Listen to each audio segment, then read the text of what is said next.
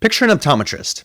He's 58. He's owned his practice for a little over 20 years. It's a good practice, profitable, good location, a patient base that genuinely loves him and his staff. And he started to think, like a lot of us will do, sometime in our late 50s, okay, what does the back half of this look like? When do I sell? What happens when I do? He's heard numbers. He's been to the conferences. Somebody told him practices like his go for a multiple of EBITDA.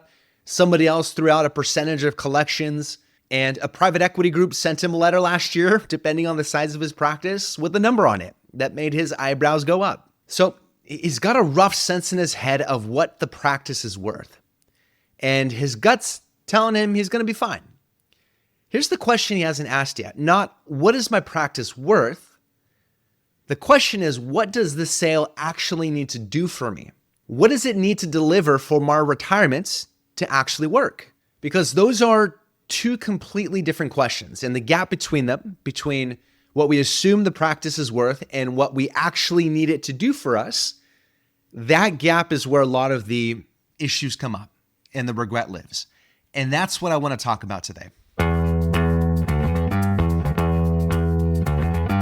Hey everybody, welcome back to the Optometry Money Podcast, where we're helping ODs all over the country make better and better decisions with their money, their careers, and their practices. I'm Yvonne Mindrin, certified financial planner practitioner and owner of Optometry Wealth Advisors, an independent financial planning firm just for optometrists nationwide. And thank you so much for listening.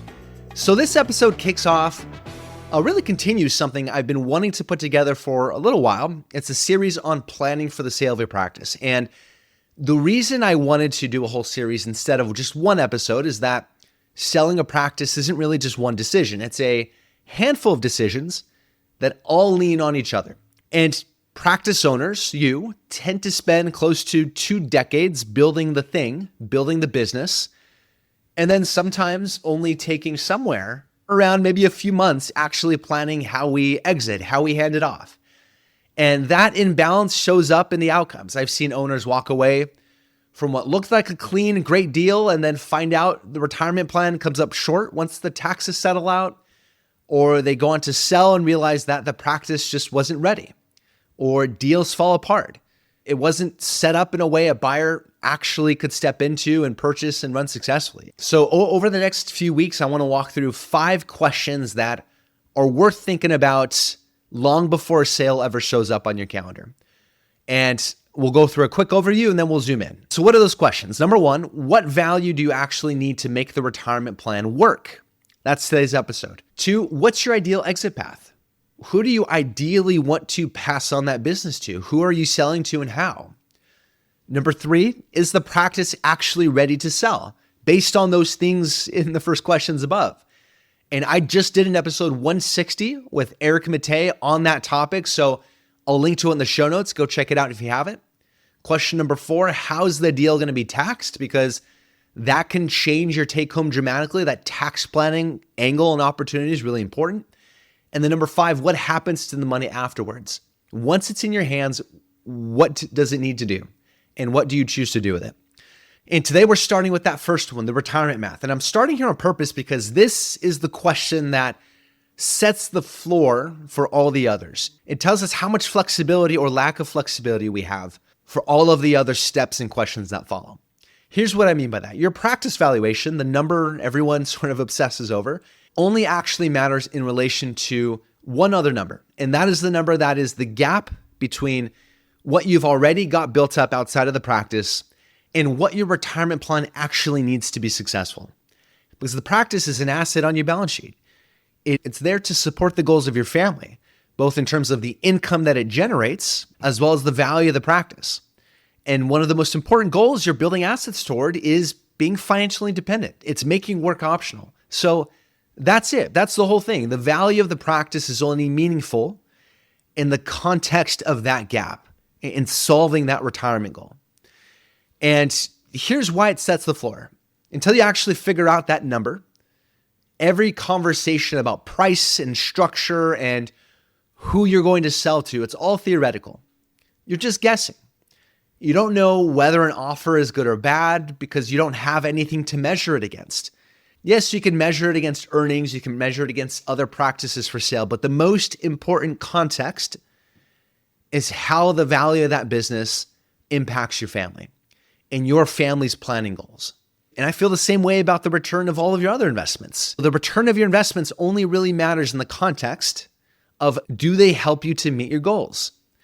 And let me give you 2 quick examples to make this real. Let's talk about 2 different optometry practices. Same price, roughly the same market. Owner number 1 has done a great job building wealth outside of the practice, maxed out retirement plans for years, has a solid taxable investment account, house is nearly paid off. Maybe there's a rental property, commercial property. When we run the math, it turns out he needs maybe $400,000 after tax out of the sale to be completely fine. Owner number 2, same kind of practice, similar outcome, similar income over the years, but more of the lifestyle got spent along the way, less got saved away outside of the business. When we run his math, he needs more like $1.4 million after tax to make retirement work. Now, those 2 optometrists are going to run completely different sale processes. At least they're going to aim for different outcomes. Owner 1 can sell to an associate at a really reasonable, friendly price, take his time, structure it however he wants, and walk away whenever he feels like it. He's got all the flexibility in the world to craft that exit in the way that he wants, because he really doesn't need the maximum squeezed out, maximum value out of the sale. Owner 2 doesn't have that flexibility.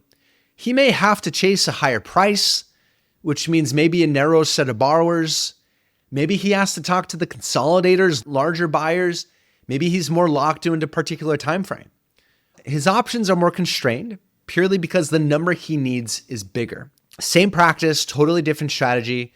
And the only thing that changed was that gap, that retirement gap. And that's why we start there.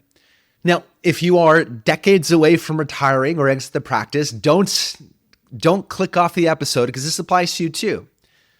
The more you prepare yourself outside of your practice for that future period of retirement, for that future period of making work optional, financial independence, the more you prepare yourself now outside of just the value of your practice, the more flexibility and optionality you're going to have as you get to that point. And so the more effectively you take your practice income, even decades before exit, the more effectively you take your practice income, reinvest it first into the business. That's your primary and first investment, whether it's training or building up the team, whether it's your own clinical skills or leadership skills, whether it's hiring additional associates, whether it's building out additional lanes, new equipment, whatever it may be, that's your primary investment. But at some point, you're going to hit constraints. At some point, you're just going to run out of things to buy in the business. You're going to see diminishing returns on just buying more equipment, on more stuff in the business. And so from there, how effectively are you taking that cash flow that the business is generating from you and reinvesting into other assets outside of the business? Retirement accounts, taxable investment accounts, health savings accounts, IRAs, rental real estate, the commercial property your business operates in, other real estate properties, if real estate makes sense for you and your family. The more effectively you can take those dollars and reinvest those over the decades, the more you're going to prepare yourself for that future exit. You're essentially pre-funding that future buyout. So the more you can prepare yourself earlier on in your years of ownership, the more flexibility and optionality you're going to have as you get to that point. Now, let's imagine you are 5 to 10 years away from exit.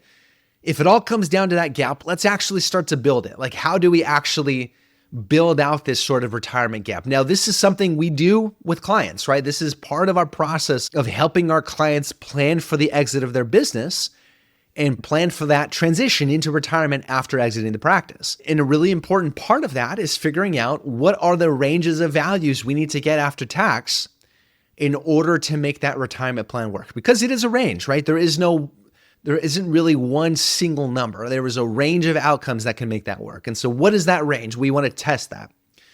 Now, for you, what are the factors that go into that? It starts with the least glamorous number of all financial planning. What does your life actually cost? Specifically, what will your retirement lifestyle costs look like in today's dollars? And this is a step that almost everyone wants to skip.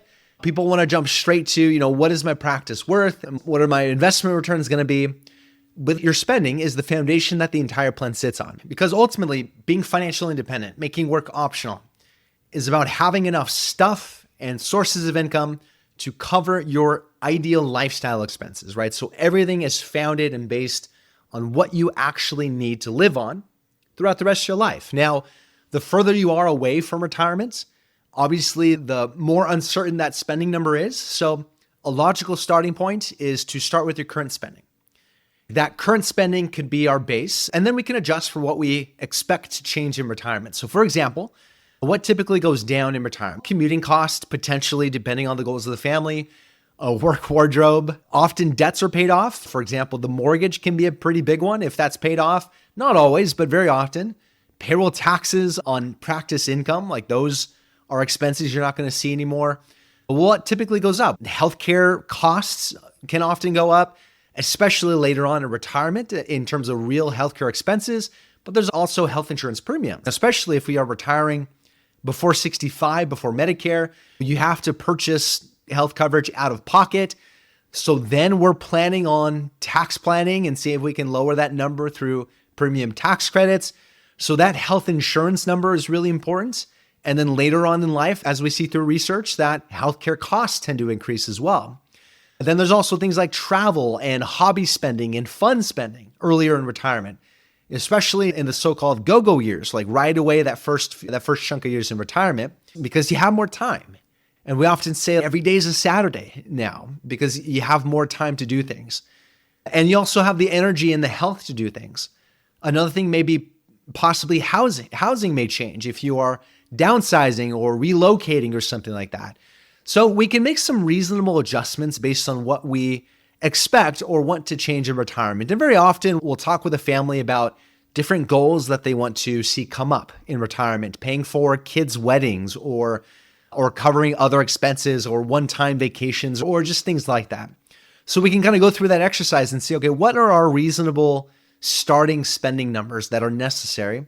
What are the fun things we want to plan for? And what are the sort of the one-off goals we want to accomplish in retirement as well? And I think a common mistake is just sort of guessing like we'll need 80% of our current spending and that's it. We actually want to map it out because very often, especially the first time I go through this with a client, regardless of where they're at in their career, what we think we're spending and what we actually are spending money on as we go through the categories can be very different. So we really want to get some clarity around that so we have a good starting point. So ingredient number one is figuring out what an ideal lifestyle looks like in terms of costs. And we can start with our current spending and adjust from there. And in a real projection, of course, we would include things like inflation over time, but we're just trying to get our basic ingredients here, our basic building blocks. Part number two, building block number two, is map what's already there to cover those expenses. So that starts with guaranteed income. Social Security is a part of that. And there's a real conversation in terms of when and how to start Social Security benefits, especially if you're a married couple with two different benefits to plan around. Pensions, if you have a spouse, especially that has a pension, those are things we want to take into account. Also, other non-guaranteed income like rental income, those are things we want to take into account. And then there's the other assets.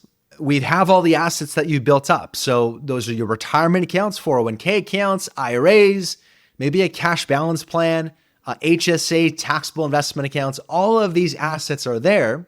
And so we can figure out what is a reasonable amount we can draw from that to cover your expenses over your lifetime. Now, as an advisor, we really would be projecting this out over the years, taking taxes into account and modeling this out. Now, this isn't an episode about the detailed math of retirement spending, of retirement planning, but we want to gather the ingredients and the building blocks that are already there to cover those expenses. And then once we do that, we can figure out what's the gap, right? What is the range of values needed from that practice sale in order to make this retirement plan feasible? And what structures are needed in order to make that feasible. And that gap, that range of values becomes our negotiating floor for the sale of your practice. And this is really important because without knowing that negotiating floor, without knowing what's roughly necessary in order to make that plan work for your family, you're sort of negotiating in the dark. And you don't always necessarily have the confidence to say, yes, that's a deal that makes sense for my family, or no, it doesn't. And very often what happens is that the deal itself tends to determine your retirement planning rather than your retirement planning determining the deal that's necessary. And so once we have an idea of what's required from a potential practice sale, then we can go through the other steps. And it's really important because this gap tells us what timeline we can work with. Can you afford to wait for the right buyer? Do you have the flexibility to structure that out over a certain amount of years? Or does the math require a sale at a certain year? It determines the buyer type. Does your minimum floor require a higher multiple buyer, assuming your practice large enough to draw those buyers? Or can you accept the lower multiple that might come from an OD to OD sale, or maybe an internal sale? The payment structure. Can you structure the payout over a certain amount of years versus all at once? Or do you need to get the full value at close? A continuation. Do you need to plan on working part-time or full-time after that sale to make retirement feasible? Or is work fully optional? Knowing what's required of your retirement plan tells you whether an offer is worth accepting.